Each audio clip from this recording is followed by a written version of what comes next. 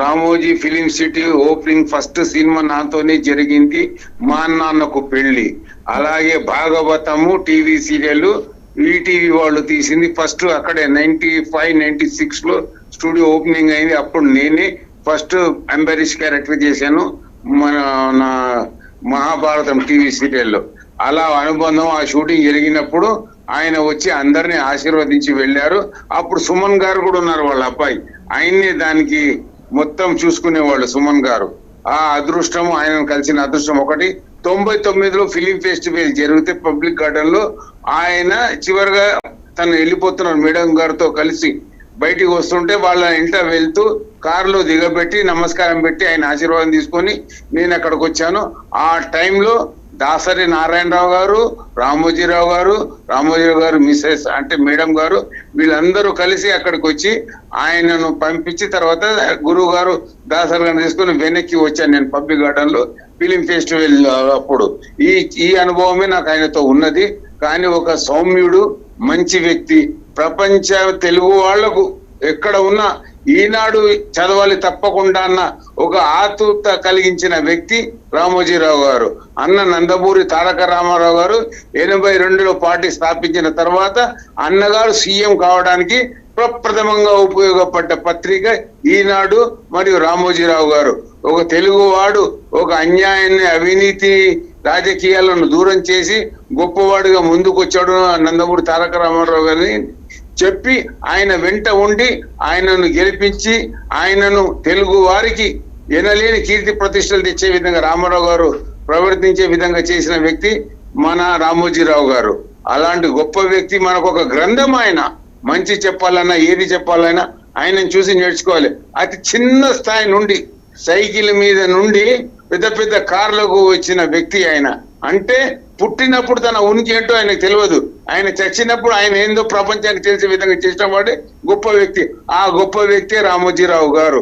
ప్రియా పచ్చళ్లతో నాణ్యతను పెంచి ప్రజలలో మంచి అభిమానాన్ని, ప్రియా పచ్చడి తినాలి ఏదైనా సరే అన్న విధంగా ఆయన దాన్ని యాడ్ చేశారు. పచ్చళ్ళను పాపులారిటీ తీసుకొచ్చారు, పచ్చళ్ళు తినాలని. అలాగే పేపర్ ఈనాడు, ఈటీవీ వల్ల కళాకారులకు, చూసి వీక్షించే ప్రేక్షకులకు మరియు టీవీ సీరియల్ని అందించి సినిమాలను అందించి ప్రతి దాంట్లో ఆయన కృషి. ఆయన ఒక బ్రాండ్ అండి. ఆయనను కాదనను.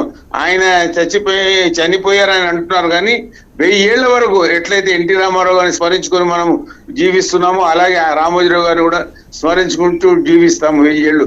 మనము మన తరతరాల వాళ్ళు, ఒక 10 తరాల వాళ్ళు ఆయన మర్చిపోకుండా ఉంటారు. ఇది ప్రపంచంలో ఎవరికి లేని పద్ధతి ఇద్దరికే ఉంది. ఒక ఎన్టీ రామారావు గారికి, ఒక రామోజీరావు గారికి.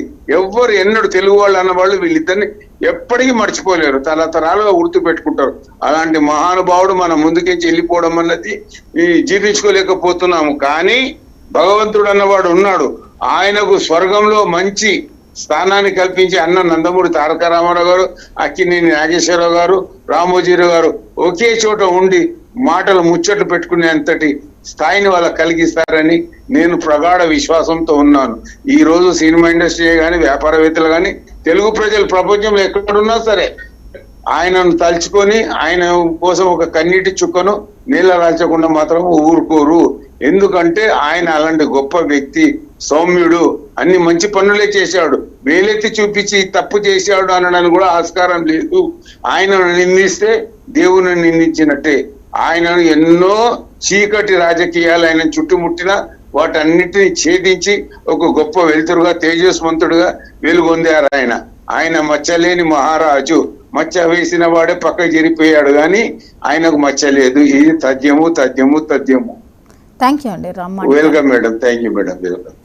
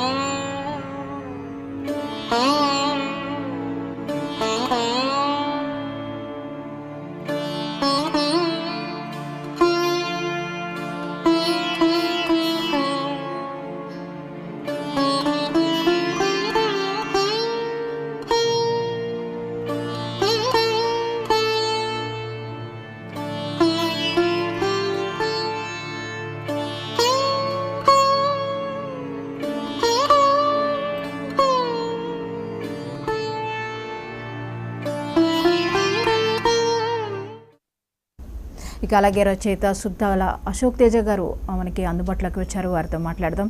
నమస్తే సార్. నమస్కారం అమ్మా. నమస్కారం సార్. ఈరోజు గొప్ప వ్యక్తి మనం కోల్పోయాం. గుండె కదిలిపోయినటువంటి వార్తమ్మ ఇది. అవును సార్. భూమి కంపించినంత బాధ కలిగే వార్తమ్మ ఇది. మన తెలంగాణ రాష్ట్రానికి ఆయన నెలకొల్పినటువంటి, అది పేపర్ కావచ్చు, లేదా రామోజీ ఫిల్మ్ స్టూడియో, లేదా రైతుల కోసం ఆయన చేసినటువంటి ప్రయత్నము, అన్నదాత అనే పత్రిక తీసుకురావడము, అలాగే కథా రచయితల కోసం ఆయన తీసుకొచ్చిన చతుర విపుల ఒక్కట రెండమ్మ అనేకమైన ఆయన మార్గదర్శి అని పెట్టాడు. అసలు ఆయనే ఒక మార్గదర్శి అమ్మ. ఇవాళ మనం మన రాష్ట్రం ఒక మార్గదర్శిని కోల్పోయినంతగా బాధపడాల్సినటువంటి సమయం అమ్మ ఇది. ఆయనకు నాకు చాలా కాలంగా సినిమా